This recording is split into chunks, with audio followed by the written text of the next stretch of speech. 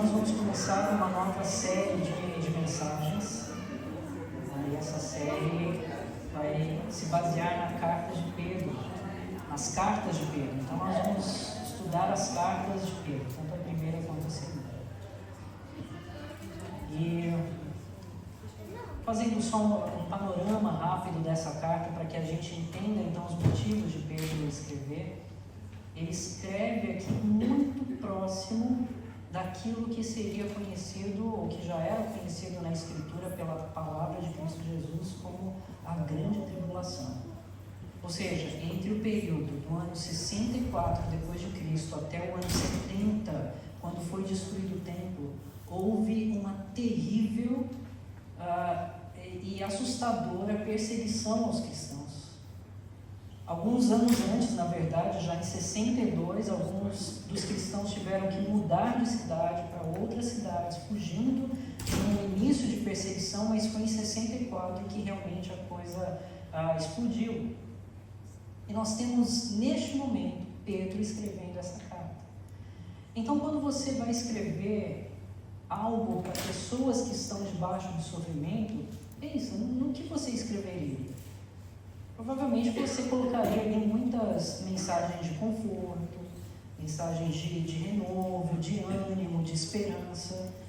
E sim, Pedro tem essas coisas na carta, mas ele tem algo mais. A forma como ele traz conforto, a forma como ele aponta para a esperança, a forma como ele faz com que aqueles cristãos se sintam animados, é uma forma diferente do que seria esperado. Na verdade, ele empurra aqueles que estão no sofrimento para além dos muros do seu sofrimento. E ele mostra que a vida deles é muito maior do que aquele sofrimento que agora eles estão vivendo. Esse é o grande plot, então, da primeira carta de Pedro. E eu quero hoje ler com vocês os 2 primeiros versículos. Nós vamos focar a nossa atenção nesses 2 primeiros versículos. Primeira carta de Pedro, capítulo 1, versos 1 e 2. E diz assim a palavra do Senhor. Pedro, apóstolo de Jesus Cristo, aos eleitos que são forasteiros da dispersão no Ponto, Galácia, Capadócia, Ásia e Bitínia, eleitos segundo a presciência de Deus Pai, em santificação do Espírito, para a obediência e a aspersão do sangue de Jesus Cristo, graça e paz vos sejam multiplicadas. É assim que Pedro começa a carta. E eu diria que essas palavras iniciais da carta, elas são especiais por vários motivos. E o primeiro motivo está na própria palavra que inicia a carta. Pedro. Eu quero que você lembre um pouco da experiência de Pedro e da história de Pedro. Pedro foi aquele que, em alguns momentos chaves na presença de Jesus, ele meio que falava mais do que devia. Ele tinha algumas posições muito fortes e o Senhor Jesus às vezes tinha que repreendê-lo. Em alguns momentos em que ele deveria mostrar uma grande coragem, inicialmente mostrava diante dos outros discípulos, afundava na água e então o Senhor Jesus o levantava.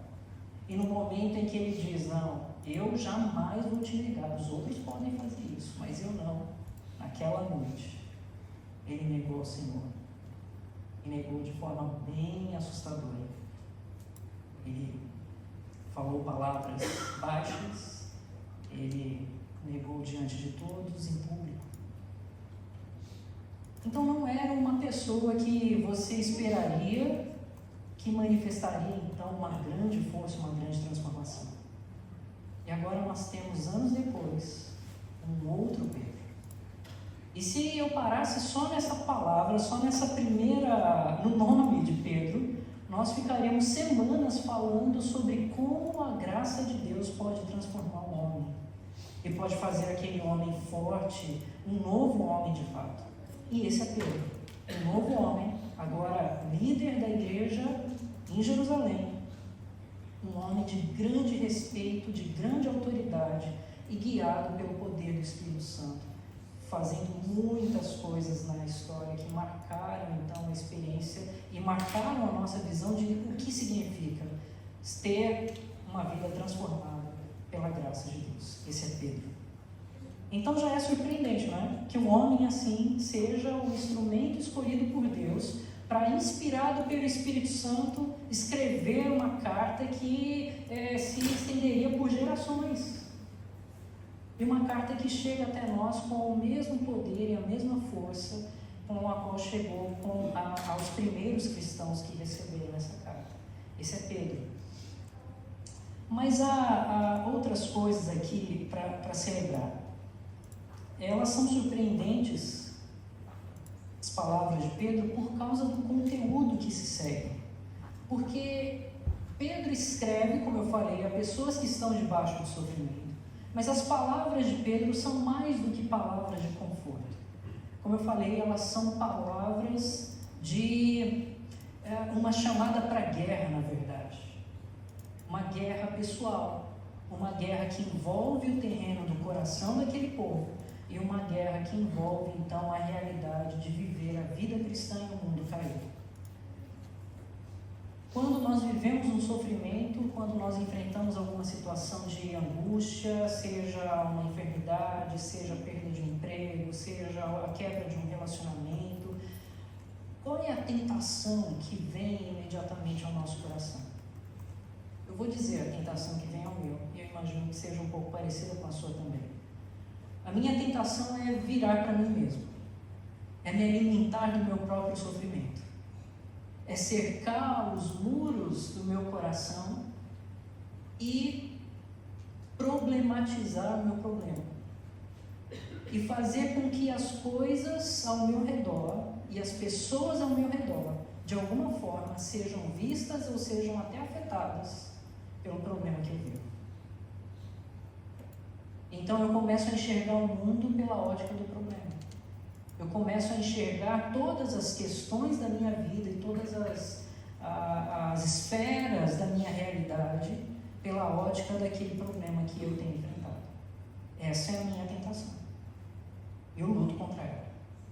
E eu preciso lutar contra ela para eu ser lembrado quem verdadeiramente eu sou ou fui tornado a partir da obra de Cristo na minha vida. E como agora eu devo enxergar a realidade das minhas lutas nesse mundo caído. Então Pedro escreve essa carta para lembrar da identidade que aquele povo tinha. E ele usa algumas expressões que ele vai repetir durante a carta para trazer à memória aquela identidade, para empurrar, como eu falei, volto a repetir, aqueles irmãos para além do muro dos problemas que eles estavam enfrentando, para enxergar que a vida deles, a vida com Cristo, é muito maior do que os limites do próprio reino deles. E essa é a realidade para nós também. A nossa vida, tocada pela graça, transformada em Cristo Jesus, é muito maior do que os limites que nós estabelecemos para nós mesmos, ou os limites pelos quais nós cercamos a nossa vida com os nossos problemas. Então Pedro ele vai chamar a atenção daqueles irmãos para mostrar que a vida não acabou, que há esperança e que apesar daquela terrível tribulação e perseguição, eles podiam viver com confiança, com uma visão de algo que estava além do que os olhos podem ver. Eu me lembro de alguns momentos durante a minha vida e particularmente durante o ministério pastoral.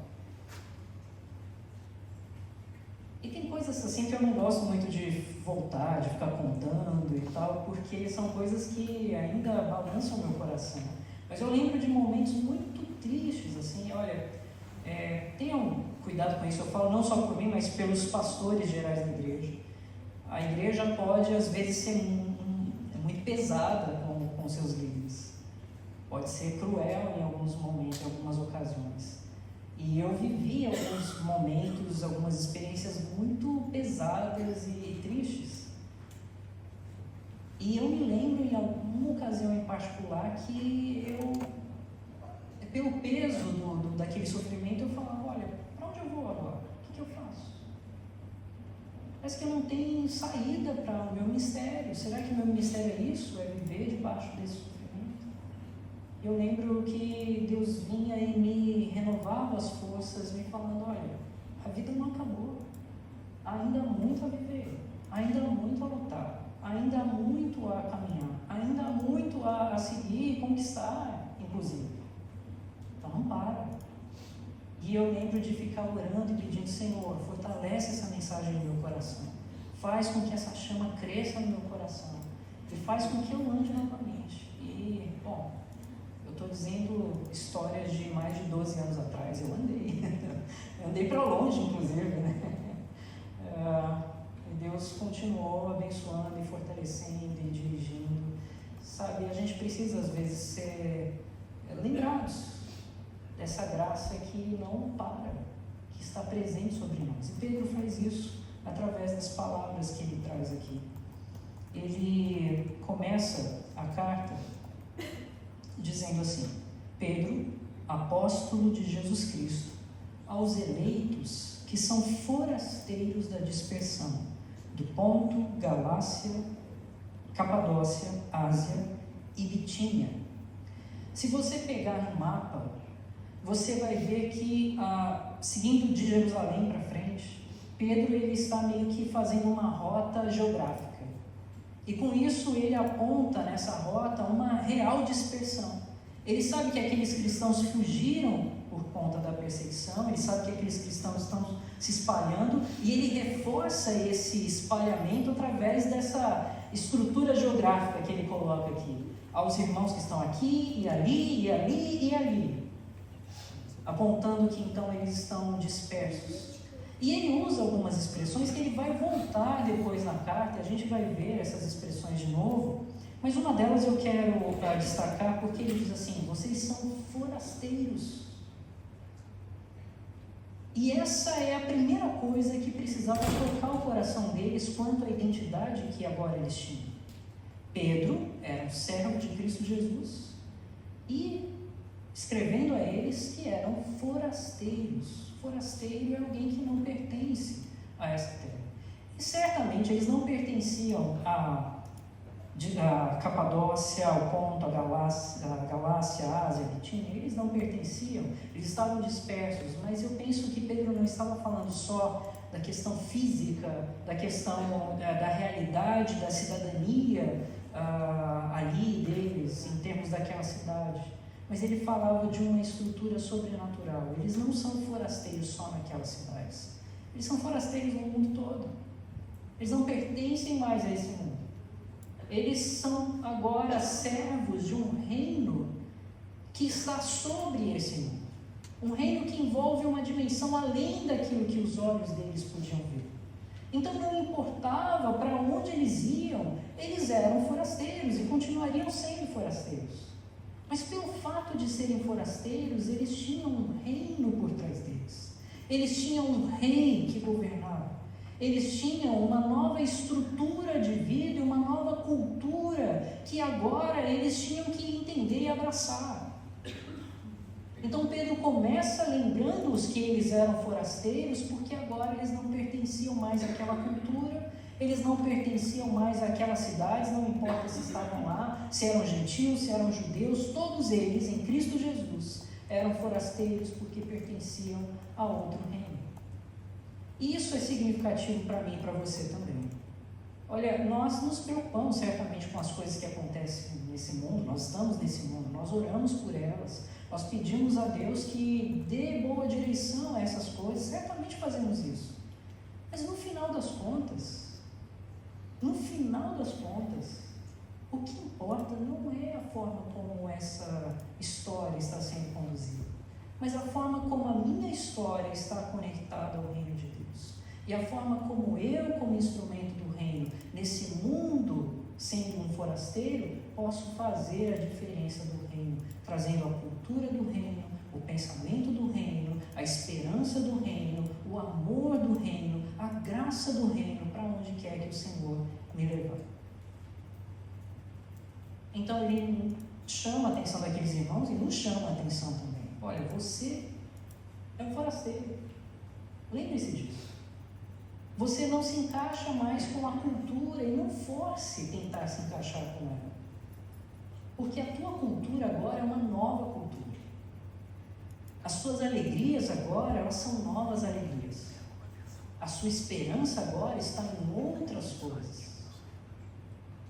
E não nas coisas que geralmente nós colocávamos a nossa esperança.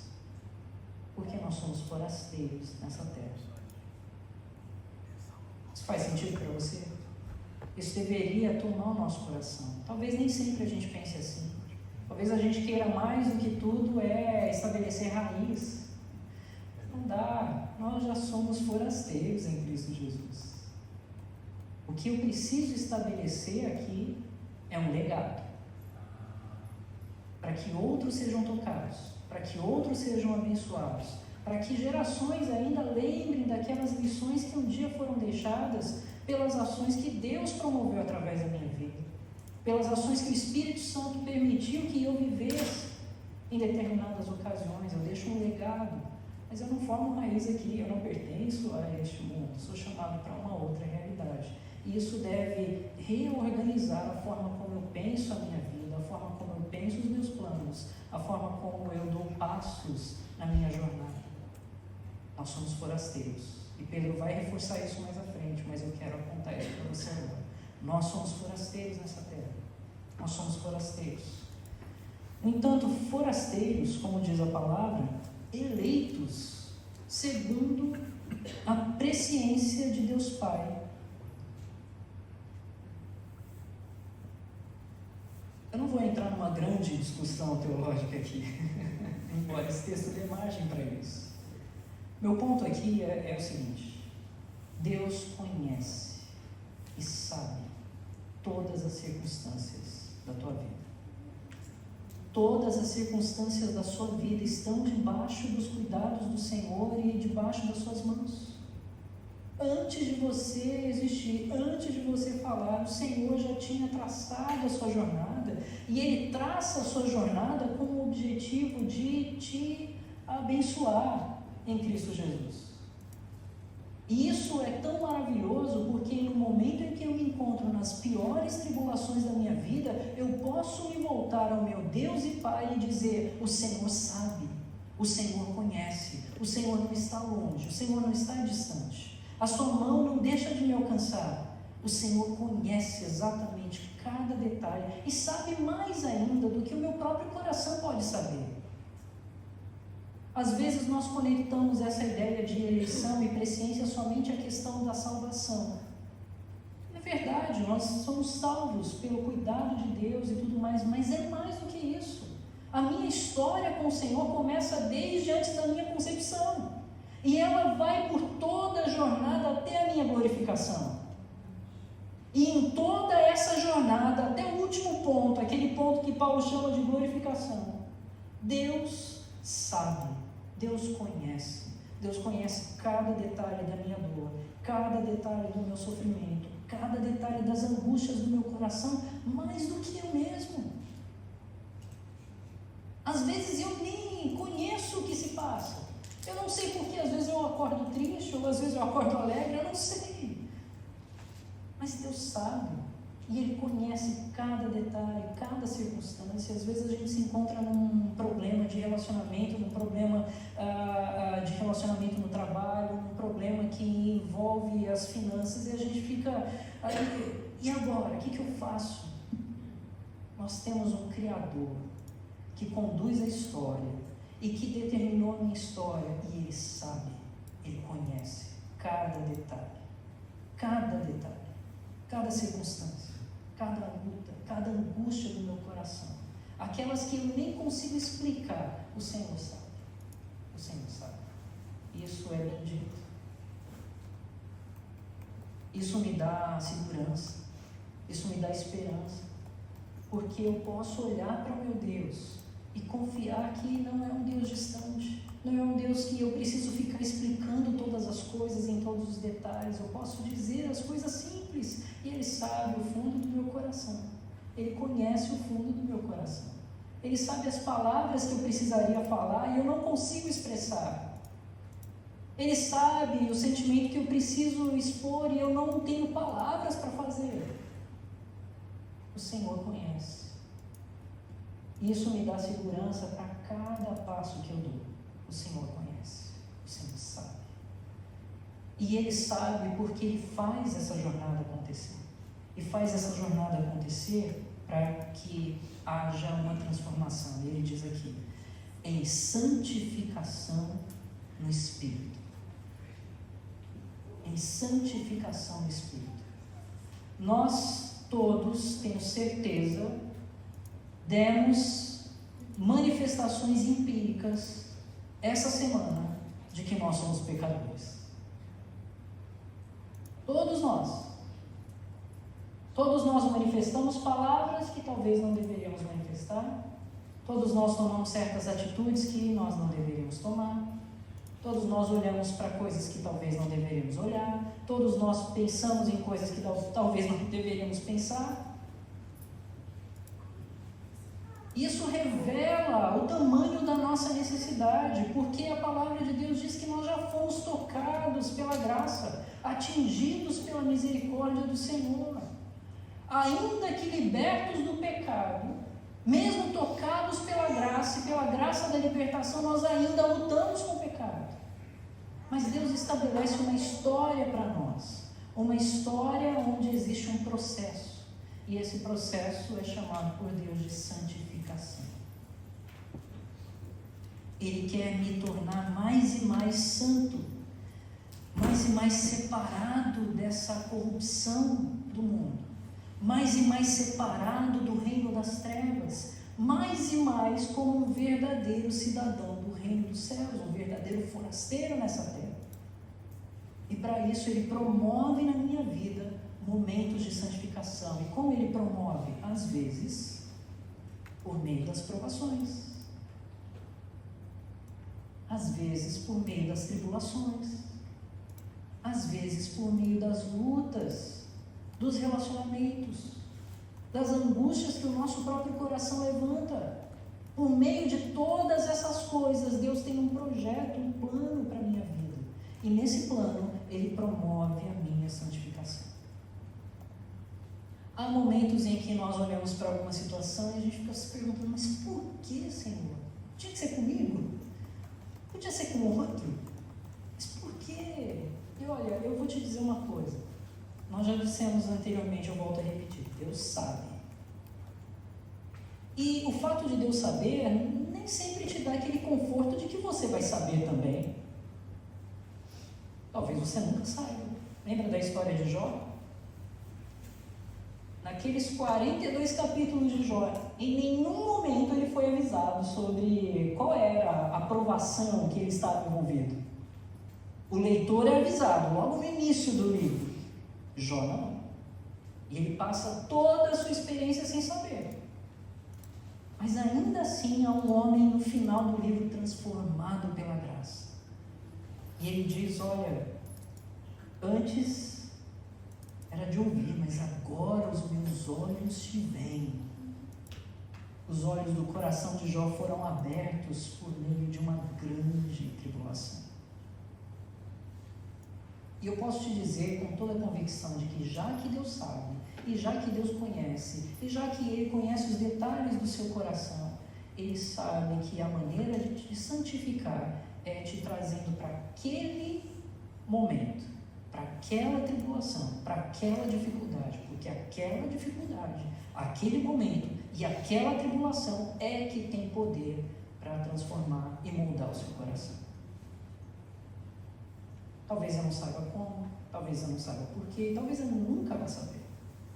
Mas de uma coisa eu sei, nessa história que Deus escreve para mim, Ele tem um projeto, e esse projeto é a santificação no Espírito.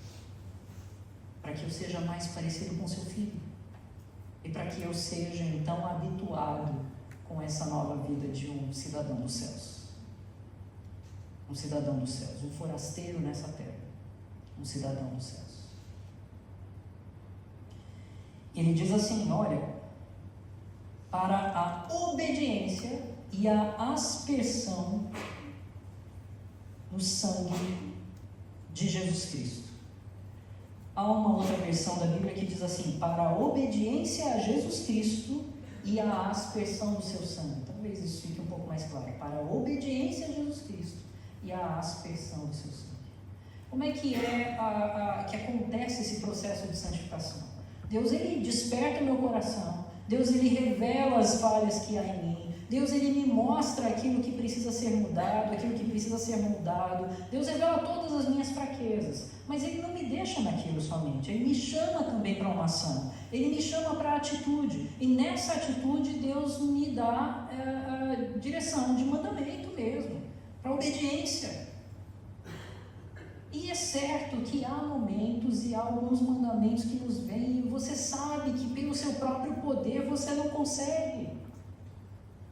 Você não faz isso pela sua força, pela sua sabedoria, pela sua autojustiça. E esse tipo de mandamento te faz se colocar de joelhos novamente no chão e dizer: Senhor, me ajuda, pela tua graça. E aí eu quero te trazer talvez um ponto que durou para eu entender, mas é tão valioso.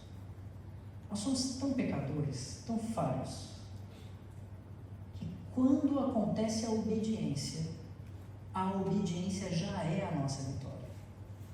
Deixa eu clarear. Às vezes a gente quer, não, eu vou obedecer a Deus porque eu quero alcançar alguma coisa, porque eu quero alcançar uma vitória nisso, uma vitória naquilo. Deixa eu te dizer, a obediência já é vitória.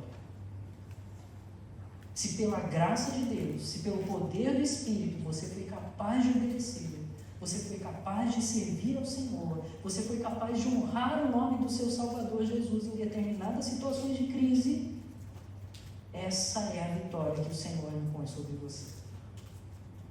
Porque é por meio dessa obediência que Ele transforma o meu coração e o coração das pessoas ao redor. Quantas experiências você já viveu com pessoas que foram obedientes na sua frente e isso te mudou para a vida toda? Quantas experiências talvez você tenha vivido em que você foi obediente diante do Senhor e isso mudou a vida de outras pessoas? Então a obediência te transforma e transforma outros também.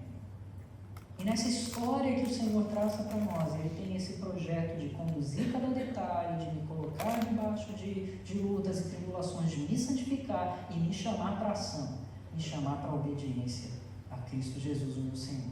Tê-lo como verdadeiro Senhor, tê-lo como verdadeiro Rei, nos meus momentos públicos e nos meus momentos privados. Quando eu estou com pessoas, quando eu estou sozinho, quando eu falo em público, quando eu falo para o meu próprio coração no particular. Eu preciso obedecer ao meu Senhor. E pela graça de Deus, a obediência são sinais da vitória do Senhor na minha vida. Sinais da vitória, da graça, sinais da vitória, da ação do Espírito, sinais da vitória, da salvação que me toca, que me transforma, me faz um homem muito diferente daquilo que eu já fui. Mas o texto diz mais, e eu penso que é interessante como Pedro coloca isso. Ele diz: para a obediência e a aspersão do sangue de Jesus Cristo. Talvez o grupo para o qual Pedro escreve aqui seja majoritariamente judeu. E eles sabiam então dos rituais judaicos mais do que os outros. E se você lembrar lá do Antigo Testamento, existem aqueles rituais de aspersão de sangue. Lembra? De aspersão de sangue para purificação. E Pedro traz isso à memória para dizer: olha, agora existe uma aspersão permanente de sangue sobre você, para a tua purificação. Isso é tão bendito, porque no momento em que eu caio, no momento em que eu falho, no momento em que eu peco, erro diante do Senhor, eu ainda tenho a promessa de que a aspersão do sangue que purifica está sobre mim. E eu não preciso correr para longe do meu Senhor. Eu não preciso fugir da sua presença. Ele amarrou tanto a tua graça sobre a minha vida, Ele me cercou tanto com a tua verdade, que mesmo quando eu falho, mesmo que eu veja os meus pecados terríveis como são, eu ainda posso correr para o meu Senhor. e receber dele a purificação, a graça e o perdão. Porque a purificação do sangue de Cristo está sobre mim. E ela está constantemente sobre mim. Isso é tão maravilhoso, não é? Porque, veja, eu não sei os detalhes da tua história, mas talvez você se lembre de momentos em que você fala assim, como é que eu fiz isso? Por que eu cometi tamanha tolice na minha vida? E você carrega aquilo por anos e luta com questões no seu coração por anos, lidando com seus sentimentos por causa de pecado. E é claro que nós lidamos com consequências do nosso pecado, mas há uma mensagem de graça sobre mim. E a mensagem de graça é que o sangue aspergido de Cristo está me purificando, está sobre a minha vida. E isso faz com que eu não deva correr do Senhor, mas eu deva correr para o Senhor. E sempre para o Senhor. Então talvez você pense, olha, Senhor, mas é possível me perdoar? O Senhor diz, é possível. Em Cristo tudo é possível. É claro que nós vivemos, eu estou abrindo um parênteses aqui, a gente vive com consequências do nosso pecado, sem dúvida. E mesmo as consequências do nosso pecado são sinais da graça de Deus. Parece doido dizer isso, não é? Mas eu vou deixar claro. Quando você lida com consequências do seu pecado, aquelas consequências te fazem lembrar o quanto o pecado é ruim, o quanto o pecado é destrutivo, o quanto o pecado te leva para uma condição terrível. E por conta dessa lembrança, aquela consequência se torna uma graça sobre você. Uma graça desconfortável, mas uma graça que te faz então lutar mais e mais contra o seu pecado, contra aquele sentimento negativo, contra aquela atitude, aquela posição. Deus, ele transforma e ele derrama a aspersão do sangue de Cristo purificador, para que você possa correr para Deus, para Cristo Jesus. E receber o perdão. E receber o perdão. E descansar no perdão do Senhor.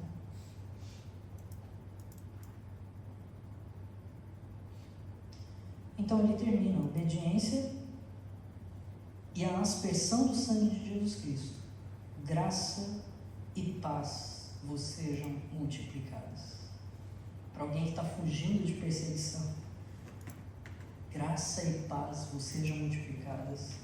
São palavras fortes, não é? Eu posso viver em paz nessa situação. Mas como é que no meio dessa tribulação, no meio dessa correria pela minha própria vida, como é que eu posso viver em paz? Ele não vai dizer como é que pode viver em paz no restante da carta. Mas eu posso dizer que aqui ele já disse muita coisa. Você pode viver a graça e a paz quando você entende que não pertence a esse mundo. Quando você entende que você tem um pai que te ama e que dirigiu a sua história em cada detalhe, ele sabe de todas as circunstâncias e todas as lutas que você enfrenta. Você pode ter graça e paz quando você entende que Deus coloca todas essas coisas ao seu redor para te santificar e para que você receba a bênção da santificação. Eu lembro quando o Senhor Jesus falou para os discípulos dele, ele disse assim, olha, eu quero que vocês aprendam dos mandamentos do Senhor e obedeçam ao Pai para que o gozo seja completo, para que vocês desfrutem daquilo que eu desfruto. Ele diz então que a santificação é algo que é maravilhoso e que então quando você vai desfrutando disso, você vai entendendo a profundidade que isso tem. E Deus derrama dessa graça. Esse é o projeto do Senhor sobre você. E nesse projeto que o Senhor tem sobre você, Ele te chama à obediência a Cristo Jesus. Você foi escolhido para fazer parte de algo que é muito maior, muito além dos limites da sua própria vida. Para submeter tudo que você é, tudo que você tem, tudo que pertence a você ao senhorio de Cristo Jesus. E você foi abençoado com o perdão contínuo e com uma purificação diária. Isso deve trazer graça e paz. Então, se você não está vivendo um momento de tribulação agora, amém. Agradeça ao Senhor. Louvado seja Deus. Mas pode ser que virá. Talvez você esteja agora vivendo esse momento de tribulação. E talvez a última coisa que você encontre na sua vida seja paz. Ela pode vir. E ela virá. Quando você começar a entender a identidade que você tem em Cristo Jesus. E começar então a conectar a realidade de quem você é agora, pela graça de Deus, a essa identidade. Não se trata mais do que você conquistou, não se trata mais do que você alcançou, mas se trata do que Deus alcançou, do que Deus fez, do que Cristo Jesus conquistou para você. E daquilo que Ele, pela graça, te deu, coisa que você jamais conseguiria fazer ou conquistar pelas suas próprias mãos.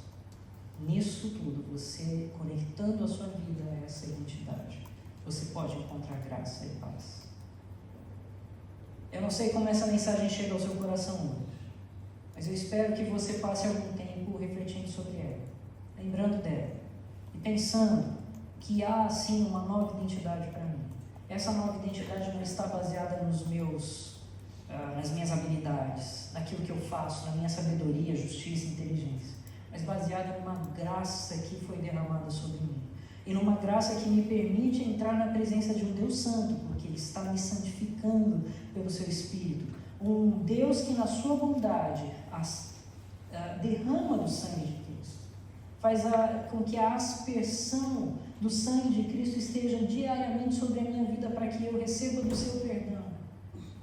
E então possa me aproximar do Senhor, mesmo quando falho, mesmo quando me mostro fraco, posso me aproximar do Senhor, e o Senhor me recebe como filho, me recebe como pai, me recebe como alguém que realmente faz parte do seu reino, um forasteiro nessa terra, mas é um cidadão verdadeiro no céu. Há alguns afortunados que vêm para cá com piar, né? Pela graça de Deus, nós já estamos com a cidadania dos céus, em Cristo Jesus. É a cidadania dos céus. Isso é maior do que qualquer coisa. E isso deve te trazer paz e graça. Não só agora, mas para toda a eternidade. Que o Senhor nos abençoe. Amém. Vamos orar. Pai bendito, obrigado, Deus, pela Tua graça que é derramada, ó Deus, tão abundantemente sobre nós, ó Pai. Há tantas coisas da Tua graça que nós queremos, ó Deus, desfrutar, ó Pai. Então dá-nos, ó Deus, durante esse tempo que estudarmos juntos essas cartas de Pedro, o entendimento, ó Pai, de quão profundamente o Senhor tem transformado a nossa vida, o nosso coração, tem nos dado uma nova identidade, um novo nome em Cristo Jesus. Ó Pai, abençoe-nos para que vejamos as nossas circunstâncias como instrumento da Tua desconfortável graça às vezes, mas para a nossa santificação. Ó Deus, que ainda que não entendamos, ó Pai, os motivos pelos quais enfrentamos algumas dificuldades, ó Deus, que nós entendamos que o Senhor sabe, o Senhor conhece, o Senhor está lá. E o Senhor, ó Deus, na Sua presença, fortalece-nos e derrama da Tua graça e perdão. Ó Pai, que a paz que excede o entendimento, que a paz, ó Deus, que vem sobre aqueles que são cidadãos dos céus, venha sobre nós, ó Pai, aqueles que receberam essa cidadania em Cristo Jesus. Nós oramos em nome dEle, que é o nosso bendito Senhor e Salvador. Aquele a quem nós devemos total obediência, entrega plena de nossa vida. Aquele que nos ama com um amor inconfundível, perfeito. Aquele que por amor morreu na cruz por nós. E aquele que por amor ressuscitou para hoje reinar sobre céu e sobre terra. Em nome do nosso Senhor e Salvador Jesus Cristo nós oramos. Amém. Amém. Quero convidar a equipe de cânticos para que louvemos o Senhor.